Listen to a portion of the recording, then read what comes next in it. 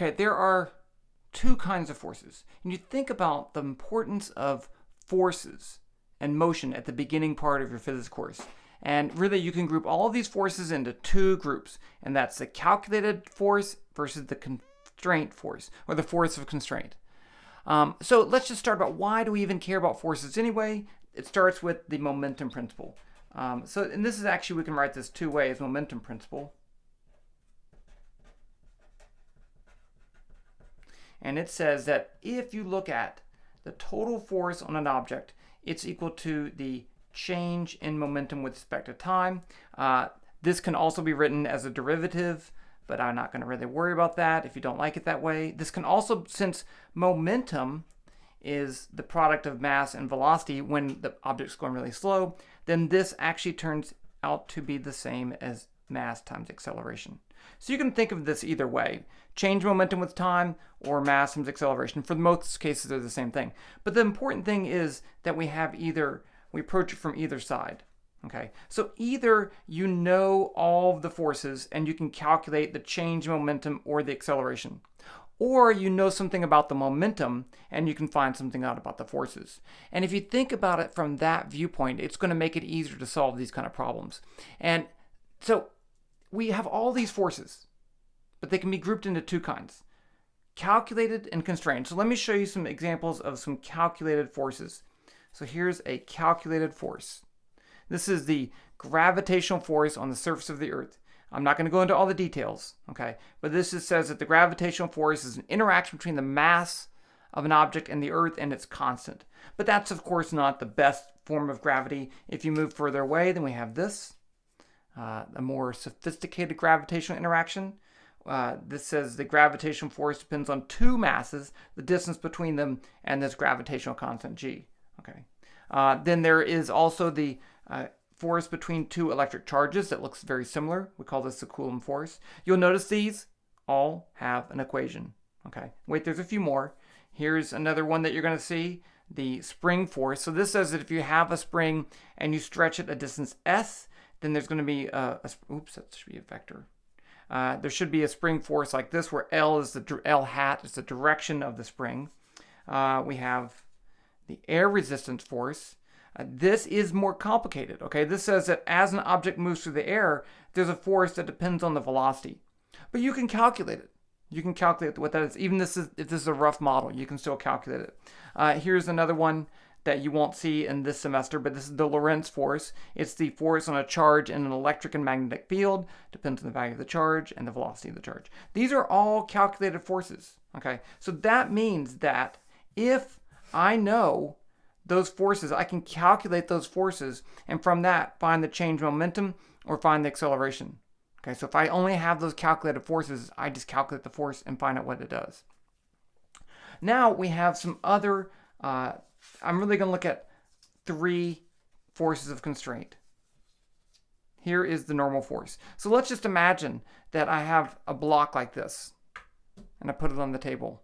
Okay, and let's draw a diagram for that. So if I draw a force diagram for this block, it looks like this. Here's my table. Here's my block. Now what forces are acting on it? It's just sitting there. So I know that I have this gravitational force pulling on it. I know one calculated force. So I know one of those forces, but I don't know the other one. Okay, the other one is this. There's no equation for this force of the table pushing up. We call that the normal force because it's perpendicular to the table. But I do know something about the change momentum or the acceleration. I know that this is just sitting there. It's not changing its motion. So the acceleration is 0. The rate of change in momentum is 0. So that means that in the y direction, I can write this. F net y is going to be n minus mg equals 0. So I know that n equals mg. Great. Now, what if I do this? What if I push down on the block? So now I have something like this. A finger pushing down on it. In that case, this diagram is going to change because I'm going to have an extra force pushing down, F finger. And my y equation is going to be now n minus mg minus finger force equals 0. So N is not mg anymore. If mg was 10 newtons, this has to be greater than 10 newtons. So let's say I push down with, let's say this is equal to 10 newtons and the finger is equal to 5 newtons. Then in this case, N is going to be equal to 15 newtons pushing up. Okay. Now, what if I take the finger away and I stop pushing it? Now, the force from the table has to change. Imagine what would happen if it didn't. If it stayed 15, but there's only 10 newtons pulling down, there'd be a net force pushing up and the block would just accelerate up. That doesn't happen. Okay. So the point is that this normal force has no equation. It is whatever it needs to be to prevent this block from moving down through the table. That's what it does. It's constraining the block to not go through the table. That's the role of that normal force. And we have these all over the place. Okay, that's an example. Here is another example of a force of constraint. A string. So a string exerts a force in the direction of the string. But what's the value? There's no equation. You can't calculate the force of constraint. Okay? You have to use the situation around you to find out what that is. So let's look at another example with a string.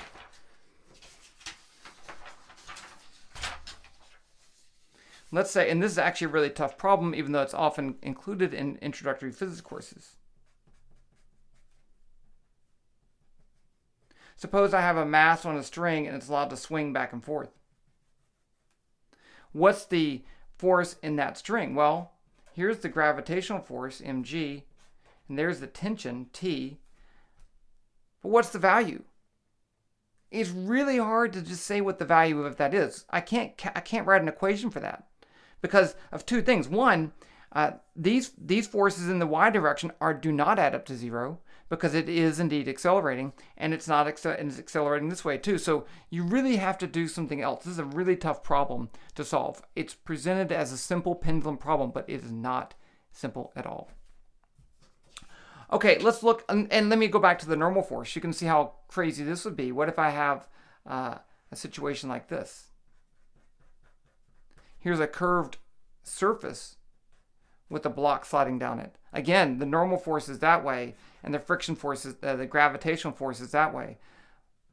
But as the path changes, everything changes. There's no equation for that normal force. It's a force of constraint. It's not like air resistance. It's not like the gravitational force. Okay, now we have one more case that you really see a lot in introductory physics, and that's the frictional force. So again, we can put up the following situation. Here's a block, and there's a gravitational force. There's a normal force, and then I push it with my finger. I push it with 5 newtons.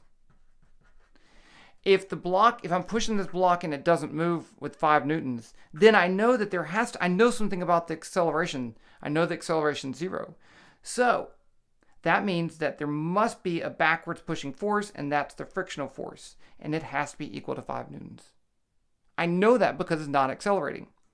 Now what happens if I push with 6 newtons and it still doesn't move? Well, now the frictional force is 6 newtons. What if I push it with 25 newtons? Well, now it starts to move. So the frictional force can only do so much. And that's why we have the following model for the magnitude of the static friction force. It's proportional to the normal force, and it's proportional to this coefficient of static friction that deals with the two types of surfaces interacting. But here's the key. It's less than or equal to that. If someone says, calculate the static friction force, it's not mu times n. That's only the maximum static friction force. Also, let me point out, since I have it here, this is that case where students say, oh look, the normal force is equal to the weight. That's true in this case, but if I pull up with an extra force, 5 newtons, I can write it that way, then the normal force is not equal to the weight. Okay.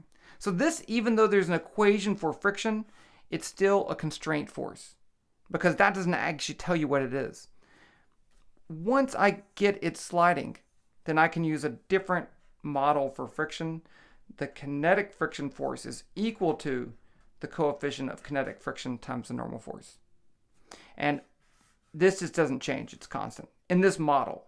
But this is still a constraint force in a way, because the normal force is a constraint force. If I push down hard on it while it slides, the kinetic friction changes too. Okay, so I think it's important to kind of think about these ideas as you're solving physics problems. As you're drawing these free body diagrams and you're trying to find forces or motions or things like that, it's useful to think, is that a calculated force where I can just find the equation, or is that a force of constraint? This really actually makes it so that if I have a situation like this, here's the Earth and here's an object that's moving past it. This is a complicated equation. It's a complicated situation to model because this gravitational force changes as the thing moves. However, I can break this into small pieces and do it numerically with the computer very, very easily because I just calculate the force every time. Whereas if I have the pendulum problem, I can't model that numerically very easily. I can do it with some tricks because I don't know the tension. Okay, so that's enough for now. I'll talk to you guys later.